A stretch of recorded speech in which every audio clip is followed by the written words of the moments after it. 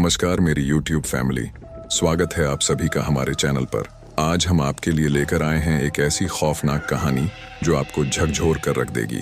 ये कहानी है लोना नाम के एक रहस्यमयी प्राणी की, जो एक अनजान गांव की गलियों में छिपा हुआ था। यह कहानी इतनी डरावनी और रहस्यमयी है कि एक बार सुनने के बाद आप अकेले बाहर निकलने से भी डरेंगे। तो चलिए कहानी की शुरुआत करते हैं।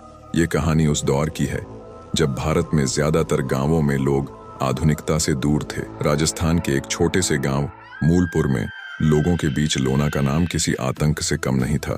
माना जाता था कि लोना गांव के आसपास के जंगलों में रहता है। वह कोई सामान्य प्रेत नहीं था। उसकी आत्मा में इतना दर्द और गुस्सा था कि वह किसी भी जीवित व्यक्ति को नुकसान पहुंचाने में हिचकिचाता नहीं था। लोगों का कहना था कि अगर किसी ने रात में गांव के बाहर वाले कुएं के पास जाकर लोना का नाम पुकारा तो उसे कभी वापसी का रास्ता नहीं मिला। उसकी चीखें और दर्दनाक आवाजें रात के सन्नाटे को चीरती थीं, जिससे सुनने वाले के रोंगटे खड़े हो जाते थे। गांव के बुजुर्ग बताते थे कि कई साल पहले लोना एक आम इंसान था, लेकिन कुछ घटनाओं ने उसे इस भयानक रूप में बदल दिया। उसकी आत्मा उस जगह भटकती रहती थी जहां उसने अपना अंतिम समय बिताया था। दोस्तों, लोना का असली नाम लखन था। वह एक मजदूर था जो गांव के बाहर बने एक महल में काम करता था। वह मेहनती और सीधा साधा इंसान था, लेकिन उसकी जिंदगी में एक हादसा हुआ जिसने उसे हमेशा के लिए बदल दिया।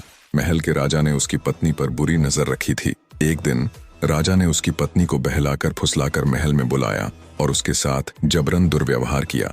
इस घटना के बाद लखन की पत्नी ने दुख और अपमान से तंग आकर अपने प्राण त्याग दिए। इस घटना से लखन के दिल में गहरा गुस्सा और दर्द भर गया। उसने प्रतिज्ञा ली कि वह राजा से बदला लेकर रहेगा। उसने राजा को मार डाला, लेकिन उसे अपनी जान भी गंवानी पड़ी। कहते हैं लखन की आत्मा ने मरते मरते यह कसम खाई कि वह इस जगह को कभी नहीं छोड़ेगा, और उसके बाद से ही उसे लोना के रूप में जाना जाने लगा। लखन के मरने के बाद उसके शरीर को गांव के बाहर एक कुएं में फेंक दिया गया। उसी कुएं के पास रात के अंधेरे में लोना की परछाई दिखाई देती। किसी ने कहा कि उसने लोना को वहां एक भयानक रूप में देखा। उसकी आंखें जलती हुई लाल थीं और चेहरे पर घाव थे। उस रात के बाद गांव के लोगों ने उस कुएं के पास जाना छोड़ दिया।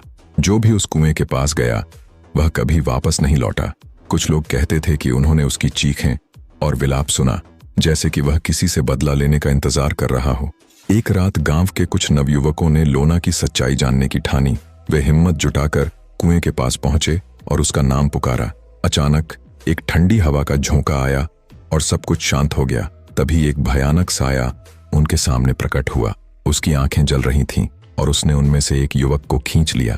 बाकी युवक भाग खड़े हुए, लेकिन वे कभी अपने दोस्त को वापस नहीं ला सके। गांव में लोना का आतंक और बढ़ गया। लोग कहते हैं कि लोना की आत्मा आज भी उस गांव में भटकती है जहां उसने अपने जीवन का अंतिम समय बिताया था। वह आज भी उस राजा से बदला लेने की आग में जल रहा है, और जो भी उसके रास्ते में आता है उसे वह अपने साथ ले जाता है। कुछ समय बाद गांव में एक साधु आए, जिन्हें गांव वालों ने लोना के बारे में बताया। साधु ने कहा, लोना एक प्रतिशोधी आत्मा है।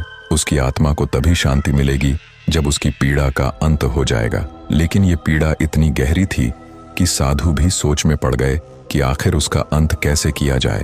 उन्होंने गांव वालों को सावधान किया कि रात के अंधेरे में कुएं के पास न जाए, परंतु कुछ उत्सुक लोग उनकी बातों को नजरअंदाज कर बैठे और परिणाम स्वरूप कई लोग रात में गायब हो गए। इसी दौरान गांव के मुखिया का बेटा, जो कुछ दिनों से बीमार चल रहा था, एक रात अचानक घर से गायब हो गया। उसकी खोज के दौरान किसी ने देखा कि वह कुएं के पास खड़ा हुआ है, जैसे कि कोई अदृश्य शक्ति उसे अपनी ओर खींच रही हो। गांव के लोग उसे बचाने की कोशिश में भागे, लेकिन उनके वहां पहुंचने से पहले ही वह कुएं में गिर गया। उसकी दर्दनाक चीखें और डरावनी खामोशी ने सभी के दिलों में लोना के प्रति भय और बढ़ा दिया। गांव के लोग अब पूरी तरह से भयभीत हो चुके थे। हर कोई लोना की प्रेतात्मा से बचने के उपाय सोच रहा था। इसी बीच साधु ने गांव वालों से कहा, लोना की आत्मा को शांत करने के लिए एक अनुष्ठान करना होगा, लेकिन इसके लिए किसी को उसकी पीड़ा को समझना होगा और उसकी आत्मा से माफी मांगनी होगी। ये सुनकर गांव के बुजुर्ग और युवाओं में से कोई भी तैयार नहीं हुआ, परंतु गांव के एक गरीब किसान का जवान बेटा, जिसका नाम गोपाल था, उसने इस चुनौती को स्वीकार किया। रात के अंधेरे में अनुष्ठान शुरू हुआ। गांव के लोगों ने चारों ओर दिए जलाए और साधु के निर्देशों का पालन करते हुए भगवान से लोना की आत्मा की शांति के लिए प्रार्थना की। गोपाल ने साहस दिखाया और कुएं के पास जाकर लोना से बात करने की कोशिश की। उसने कहा, लोना, मुझे पता है कि तेरे साथ अन्याय हुआ है। तुझे इस दुनिया से विदा लेने का समय आ गया है। मैं तेरी आत्मा से क्षमा मांगता हूँ। जैसे ही गोपाल ने ये शब्द कहे, अचानक एक भयानक चीख पूरे गांव में गूंज उठी। एक ठंडी हवा का झोंका आया और सबके सामने लोना का भयानक रूप प्रकट हो गया।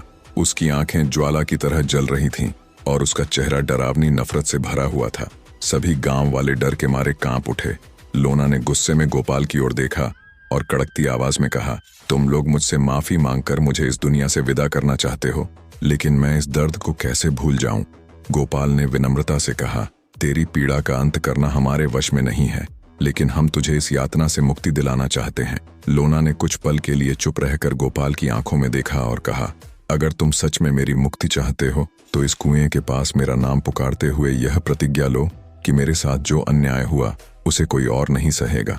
गोपाल ने साधु की मदद से प्रतिज्ञा ली और गांव के लोग लोना की आत्मा को शांति देने के लिए प्रार्थना करने लगे।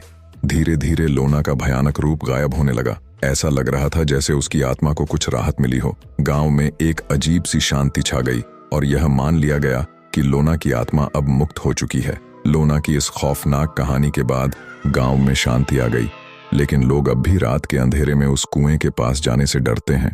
कई लोग कहते हैं कि कभी कभी लोना की आवाज सुनाई देती है, जैसे वह उन्हें याद दिला रहा हो कि अन्याय का अंत जरूरी है। इस कहानी ने गांव के लोगों को एक सीख दी कि कभी भी किसी पर अत्याचार न करें, क्योंकि अत्याचार का प्रतिशोध भले ही देर से आए, लेकिन उसकी पीड़ा अमर होती है।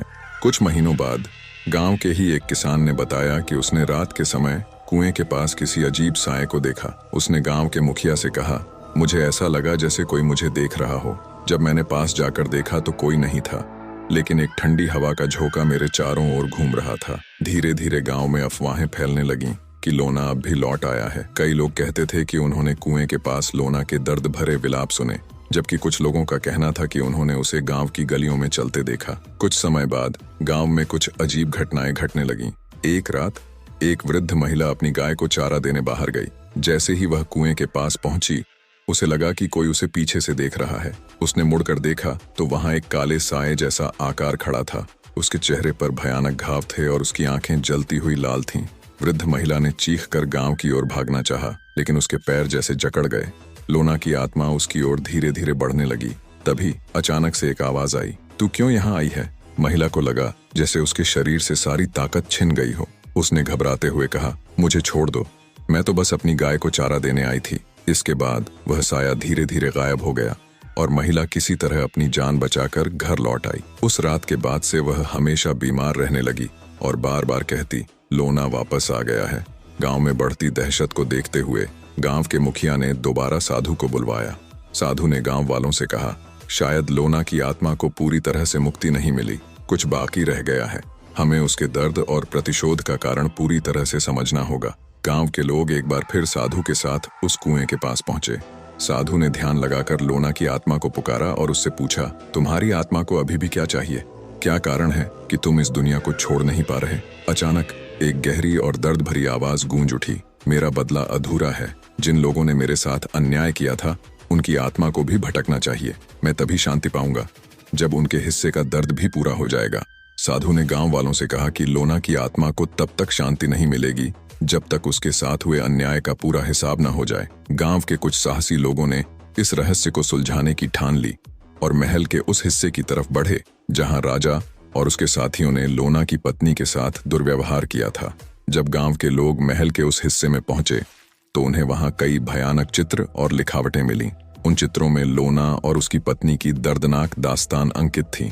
उन्होंने देखा कि उस कमरे में एक अजीब सी ठंडक थी और हवा में अजीब गंध फैली हुई थी, जैसे कि वहां कोई अदृश्य शक्ति मौजूद हो। अचानक एक छाया सामने प्रकट हुई और गांव वालों को लगा जैसे यह वही आत्मा है जिसने लोना और उसकी पत्नी पर अत्याचार किया था। उस छाया ने उनकी ओर देखते हुए कहा, तुम लोग इस दर्दनाक कहानी का अंत चाहते हो, लेकिन जो मैंने किया था वो मेरी इच्छाओं का परिणाम था। लोना को मेरे द्वारा किए गए पापों का बदला लेना ही पड़ेगा। गांव के साधु ने कहा, लोना की आत्मा को शांति तब तक नहीं मिलेगी जब तक हम अपने कृत्यों का पश्चाताप नहीं करेंगे। साधु ने गांव वालों से कहा कि लोना की पत्नी के लिए एक विशेष पूजा करनी होगी और उसके आत्मा को सम्मान देना होगा। 1 महीने बाद गांव में उस पूजा का आयोजन किया गया। जैसे ही पूजा संपन्न हुई, कुएं के पास से एक शांतिपूर्ण हवा का झोंका बहने लगा। ऐसा प्रतीत हुआ कि लोना की आत्मा को अब शांति मिल गई हो। गांव के लोग भी धीरे धीरे सामान्य होने लगे और फिर कभी किसी ने उस कुएं के पास कोई अजीब घटना नहीं देखी।